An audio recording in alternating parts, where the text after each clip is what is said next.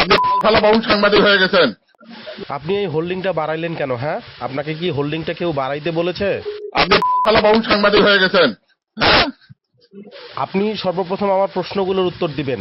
এই হোল্ডিং এর সর্বপ্রথম 10 টাকা দেখানো হয়েছিল, তারপরে 257 টাকা এবং তারপরে 4046 টাকা কেন? আপনি আমার প্রশ্নগুলোর উত্তর দিচ্ছেন না, শুধু শুধু অকথ্য ভাষায় কথা বলতেছেন কেন? আপনি তো আমার কথা রেকর্ড করতেছেন না মিয়া, করেন। আপনি আমাকে খাজনার রসিদটা পাঠাই দিলেন, আপনার হোল্ডিংটা আমি ঠিক করে দিলাম। আপনি তো ঠিক করে দেন নাই ভাই। আপনি তো সর্বপ্রথম হোল্ডিংটা 10 টাকা থেকে 257 টাকা করেছেন, তারপরে 4046 টাকা করেছেন এবং কি তারপরে যখন আমি নিউজটা করে আপনাকে পাঠাই দেই, তারপরে তখন আপনি হোল্ডিংটা ঠিক করে দিয়ে আবারও 10 টাকায় নামিয়ে এনেছেন। আপনার হোয়াটসঅ্যাপে যদি আমি নিউজ করে না পাঠাইতাম তাহলে আপনি কখনোই এই হোল্ডিংটা 10 টাকা নামাই নিয়ে আসতেন না। আপনি হয়ে গেছেন এখন দেশের প্রধানমন্ত্রী নাকি? এখন কথা হচ্ছে যে হয়রানি বিষয়ের জন্য সাধারণ মানুষকে আপনি যে হয়রানি করেন সেই জন্য আপনি বক্তব্য দেন আমাকে। কি হয়েছেন আপনি? আপনি এত রেগে যাচ্ছেন কেন? আপনার কাছে বক্তব্য চাইলাম, আপনি এত রেগে যাওয়ার কারণটা কি? লিখলেই হয়ে গেল নাকি? কি হয়রানি করা হলো? আপনি এই খতিয়ানের ভূমি উন্নয়ন কর বাড়া কমা কেন করবেন ভাই?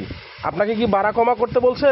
2024-25 অর্থ বছরের খাজনাটা দেওয়া আছে, সেখানে আপনি 2025-26 অর্থ বছরের খাজনা নিতে গেলে আপনি 4046 টাকা করলেন এবং কি 3 থেকে 4 বার খাজনা বাড়া কমা করলেন। এটা তো আপনি ঠিক করেন নাই ভাই। এটা একটা হয়রানি না সাধারণ মানুষকে? লেখার ক্ষমতা দিতে লিখে যাবেন নাকি? ও, আপনি সাধারণ মানুষকে হয়রানি করবেন আর সাংবাদিকরা লিখলেই দোষ নাকি? আপনার বিরুদ্ধে লিখলেই দোষ? আপনি কোথায় আমার অফিসে আসছিলেন? আমি আপনার অফিসে যাব কেন? অনলাইন করা হয়েছে, কোনো মানুষ যেন অফিসে না এসে সময় নষ্ট না করে, সেই কারণে অনলাইন করা হয়েছে। শুধুমাত্র আপনি অনুমোদন দিবেন। আমার কাছে সব প্রুফ আছে যে আপনি খাজনা বাড়িয়েছেন। এই খাজনা বাড়ার কারণটা কি আমাকে সেটা জানাবেন। রসিদটা দিলেন, তাৎক্ষণিকভাবে আপনার তো হোল্ডিংটা তো ঠিক করে দেওয়া হলো নাকি?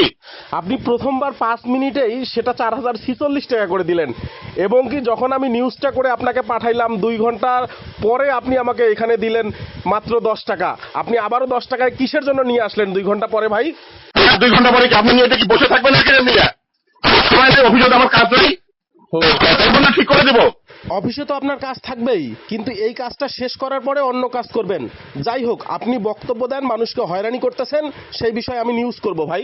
মেয়ে সাংবাদিক হয়ে গেছে মিয়া নাকি? তোর লোক কথাটা একদম আমার অফিসে আসে বলছি তো এরকম সাংবাদিকদের আমি খুঁজতে চালিয়ে দেবো। জনগণের চাকরি করে আপনার এত ক্ষমতা আসে কোথা থেকে? হ্যাঁ, আপনার সাহস কিভাবে হয় এভাবে কথা বলার জন্য?